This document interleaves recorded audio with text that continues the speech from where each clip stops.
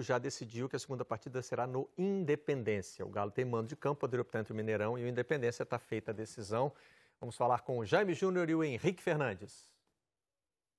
Alô Barreto, Cereto, Rizek, um abraço a todos que nos acompanham. Aqui no Mineirão, o Cruzeiro venceu o Atlético 2-1 no primeiro jogo da final do Campeonato Mineiro. Henrique Fernandes, o que achou do jogo? Achei que foi um jogo com cara realmente de final, um jogo muito disputado. Acho que o Cruzeiro jogou um pouco pior do que vinha jogando nessa temporada, mas jogou bastante para vencer a partida. E o Atlético, que todo mundo esperava, um time psicologicamente abalado, sem confiança para encarar esse clássico, se mostrou um time mais organizado dentro de campo, bem mais organizado que quarta-feira no Paraguai. Acho que foi um time que trouxe para hoje a estratégia de se defender para explorar contra-ataque e até por isso conseguiu representar muita dificuldade para o Cruzeiro. O primeiro tempo foi muito igual. Acho até que o placar de 1-0 na primeira etapa não traduzia a igualdade do jogo. Acho que o empate seria mais justo. No segundo tempo, sim, o Cruzeiro foi um pouco melhor, mas ainda assim, até o último minuto, o Atlético ainda tinha ali, representava algum risco. Teve uma bola excelente ali com o Tchará para fazer o gol de empate. De toda forma, o Cruzeiro inverte essa vantagem, né? O Atlético entrou nessa final com a possibilidade de jogar por 2 empates. O Cruzeiro é que está um empate do título agora. E tivemos a atuação do VAR, né? Que foi bem feita num lance do Fred, um gol bem anulado e que eu acho que deixou o jogo, a final como um todo, ainda mais justa.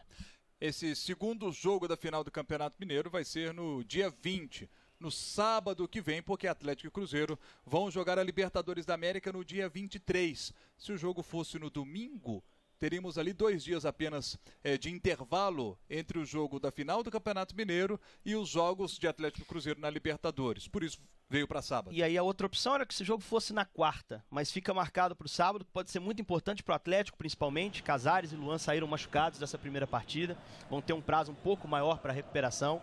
É importante também você ter a semana cheia de trabalho.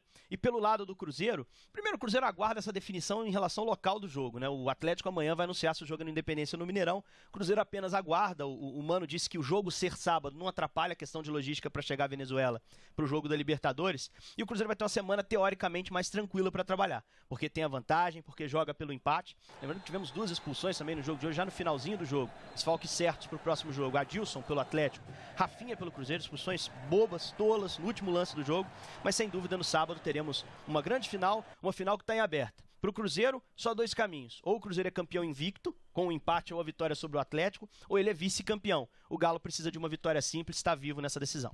Amanhã o Atlético vai definir se o jogo será no Mineirão ou no Independência.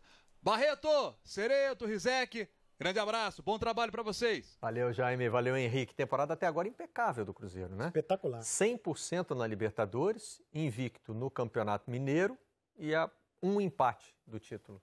E o Cruzeiro tem esse ano, talvez, o que não tinha o ano passado, que de fato é um elenco para, sabe, você mexer o doce do jeito que você quiser, já que estamos falando de Belo Horizonte, né? Doce em Belo Horizonte. Falando muito de comida. Doce em Minas Gerais, é sempre uma delícia. Porque, ó, tem o Rodriguinho, tem o Fred, tem o Thiago Neves, que não jogou ainda, tem o Pedro Rocha, tem o Marquinhos Gabriel, que por incrível que pareça está jogando bem no Cruzeiro. Dodô. Tem o Dodô. Tem o Egídio. Por que, por incrível que pareça, Marquinhos? Porque não jogou bem em lugar nenhum, a não ser no Santos. No Santos ele jogou bem. Só no Santos, mas já faz tempo, hein? Depois do Santos, uma passagem pelo Corinthians e outra pelo próprio Santos, não é isso? No Corinthians ele jogou... Não. Acho que do Corinthians ele foi para a Arábia. Foi para a Arábia. Ou para o Egito, não sei. Foi mal no Corinthians, mas o Santos quis trazer. Foi mal no Corinthians, mas tá indo bem no Cruzeiro. E o Rodriguinho é incrível, assim, cara. Um jogador que até seus 20... Ele tem 31 hoje, né? Até seus 27 anos, ele era um jogador assim, ó. Um jogador titular do América, opaco no Grêmio, reserva do Elias no Corinthians. De repente, se transformou num dos melhores jogadores da América do Sul, fazendo diferença no continente. O que ele joga hoje, o Tostão, na sua coluna de hoje na Folha de São Paulo, comparou o Rodriguinho com ele mesmo, Tostão, dizendo que o Rodriguinho lembra o que era o Tostão nos anos 60 do Cruzeiro. Então, não só o elenco, o Cruzeiro melhorou o time titular. Melhorou. Vendendo um jogador, que é o Arrascaeta, ele trouxe vários para melhorar o elenco e o time titular. Impressionante como o Cruzeiro soube fazer esse bom negócio. A balança ficou boa para o Cruzeiro nessa negociação. E é curioso, né? Porque foi uma negociação que, no primeiro momento, caiu como uma bomba no Cruzeiro. Claro, o Arrascaeta decidiu a Copa do Brasil, era o principal jogador do time, ídolo. E aí você tem um concorrente que vai lá e tira É uma seu perda cara, no mercado interno também, né? até você realizar, não, calma, com o dinheiro do Arrascaeta vamos trazer Pedro Rocha, Rodriguinho, Marquinhos Gabriel, Dodô, demora para você visualizar isso. E coisas interessantes do mercado, né? O Flamengo tentou o Rodriguinho e alguma coisa no meio do caminho não deu certo. Aí seria overbooking para o Flamengo também, né? Partiu para cima do Arrascaeta. Sim. Mas foi antes de contratar antes o Arrascaeta. Aí, com o dinheiro do Arrascaeta, o Cruzeiro conseguiu o que o Flamengo não tinha conseguido, contratar o Rodriguinho. Por um valor baixo, $5 milhões e um salário alto, mas o investimento, assim, a grana paga de 5 milhões e um salário alto.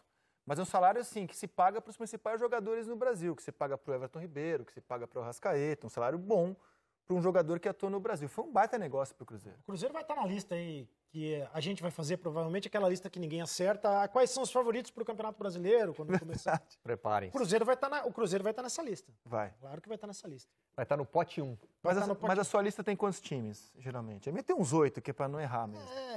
Mas... E erra, né?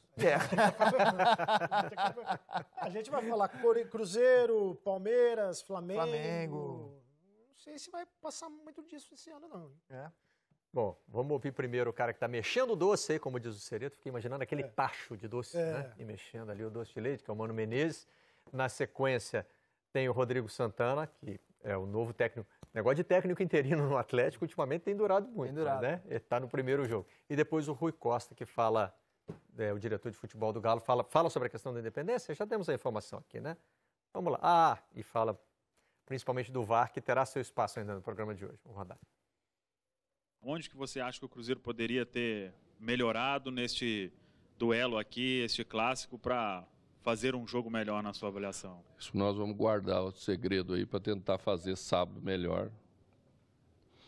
Porque aí é os comentaristas aí que tem que fazer análise para dizer onde é que acha que o Cruzeiro pode fazer melhor. Nós vamos fazer a nossa internamente, dentro de onde a gente faz. O clássico, ele é jogado muito no emocional.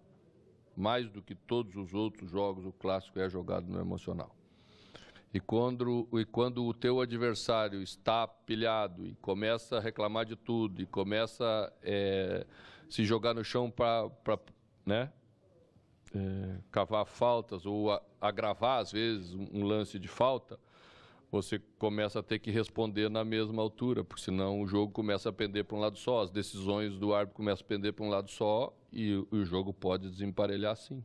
Então, realmente, a bola bateu, mas eu acho que ela não foi proposital para desviar, para tirar uma vantagem de uma situação. E como ele cabeceou primeiro, eu acho que o gol deveria ser validado. Essa é a minha interpretação do lance, embora reconhecemos que tenha batido a mão. Nós estamos num momento de adaptação, sem dúvida nenhuma estamos num momento de adaptação. Mas eu me preocupo exatamente quando as coisas não são claras. Elas precisam ser claras porque nós temos que entender como elas funcionam para nos comportar de acordo com o funcionamento do VAR. Finalzinho do jogo, houve um lance disputado entre Thiago e Rafinha. O árbitro parou, colocou a mão no ouvido e era um lance de falta, uma falta lateral ou não falta. Me parece que aquilo claramente não é de VAR. Então não pode o árbitro, nessa hora, se omitir de arbitrar o jogo. A gente procurou fazer com que a gente não entrasse no calor do jogo. O ano passado o Otero tomou um cartão vermelho logo no primeiro tempo. Né? Então esse clima, essa rivalidade, esse clássico faz isso. E o Cruzeiro também tem alguns jogadores que cutuca, né? Então a gente passou o perfil psicológico do árbitro. A gente sabe que ele dá muito cartão. A gente sabe que a cada 2 jogos ele expulsa 1. A gente está muito preocupado com isso, né? Não tomar cartão. Iniciamos com 11, terminar com 11. Não foi possível, né? O assistente acabou vendo não sei o que lá e acabou perdendo o Edilson, que também é uma peça importante. Nós tivemos na semifinal do campeonato 3 vezes, salvo se eu estiver enganado, vocês me corrijam, a aplicação do VAR de forma implacável contra o Atlético. 100% de acerto, segundo me disseram, né? Num jogo mais importante do campeonato na final, nós tivemos um lapso, uma pane no VAR. Porque num lance capital, em que o nosso zagueiro, o Igor Rabelo, ele não só é puxado pela camisa, e aí não tem interpretação. Quando ele sofre um golpe de judô, de jiu-jitsu, sei lá o quê, cai ao gramado e imediatamente chama a atenção do árbitro. E tudo aquilo que nós ouvimos aqui, de que haveria uma checagem que poderia durar 4 minutos, não dura 10 segundos, porque ele termina o jogo, termina o primeiro tempo. É por isso que eu estou aqui, para deixar muito claro ao nosso torcedor, aos senhores, de que o VAR, que foi tão bem aplicado contra o Atlético nas semifinais, ele hoje teve pane. Esse é o raciocínio tradicional do futebol brasileiro, né? E explica muito de por que a gente está onde está. Parte da reclamação é que o VAR é bem aplicado contra o Atlético. O VAR tem que ser bem aplicado contra todo mundo. Não existe essa... Contra ou a favor, né? Contra ou a favor. A reclamação, a reclamação que ele faz só se refere ao jogo de hoje. Não pode usar como argumento que contra o Atlético é sempre bem aplicado. A gente tem que perder essa mania. A gente tem que modernizar. Está mudando os nomes, né? O Costa está chegando aí provavelmente com novas ideias, com penteado invocado, umas coisas. Beleza, mas não dá para pensar assim. Contra mim, acertam. A meu favor, erram. Não é isso. Eu acho que a reclamação do Mano tem muito mais sentido. Sim. Para dizer assim, a gente precisa entender o VAR. Sim, a gente precisa ser bem comunicado. Isso. É preciso lance, passar o protocolo. Qual é a outra cartilha do VAR, em que lance ele... Agora, o VAR ele acerta contra mim e... Né, acerta contra mim e erra a meu favor, não dá. Esse é um raciocínio que, desculpa, eu não consigo embarcar nessa. Sabe uma questão interessante? A gente está colocando em prática pela primeira vez o chamado protocolo do VAR, que é uma palavra que está na moda agora. Né? No futebol brasileiro, você tem um protocolo. Em alguns momentos, a gente teve um protocolo, por exemplo, no clássico Palmeiras e São Paulo, o Sandro Meirahit entendeu que o VAR acertou tecnicamente, quer dizer, na teoria do lance, mas errou no protocolo. Eu queria propor que a gente não ficasse preso ao protocolo nesse momento. Sabe por quê? O protocolo está sendo testado. A gente está criando um protocolo de VAR. Mas tem que ser solucionado. Mas não deu tempo ainda, Cereto. Mas tem que você estabelece coisas que você acha que o VAR vai ter que checar. E a prática te mostra uma experiência diferente. Eu acho que o momento agora é de teste. Não é importante seguir 100% o protocolo. O importante agora é o VAR ser testado. E a gente tem um pouco de paciência, gente.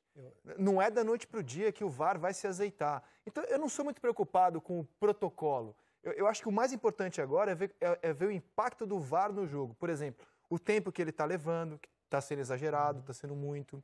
As situações, será que são aquelas previstas em protocolo? Eu já tenho certeza que não. O protocolo não está... O protocolo que a gente estabeleceu para o futebol brasileiro tem que ser revisto, porque a experiência tem mostrado situações diferentes. Eu acho que, acima de tudo, calma, gente. É o primeiro ano do VAR. Acho que a primeira coisa que a gente precisa entender sobre o VAR é que o VAR não foi criado para marcar o que a gente quer. E tem muita gente no futebol ainda pensando isso. Para que existe o VAR? O VAR existe para marcar o que eu quero, não é? O VAR existe para tentar evitar o erro grosseiro e ele não pode passar por cima da interpretação. Esse é outro erro da fala do Rui. Qualquer lance de falta é interpretativo, porque isso está na regra. Não dá para dizer que lance de falta não é interpretativo. A imagem mostra que o VAR errou. O que eu vi ali, eu vi pênalti. Também foi pênalti, o VAR errou. Tem erro, e a interpretação foi errada.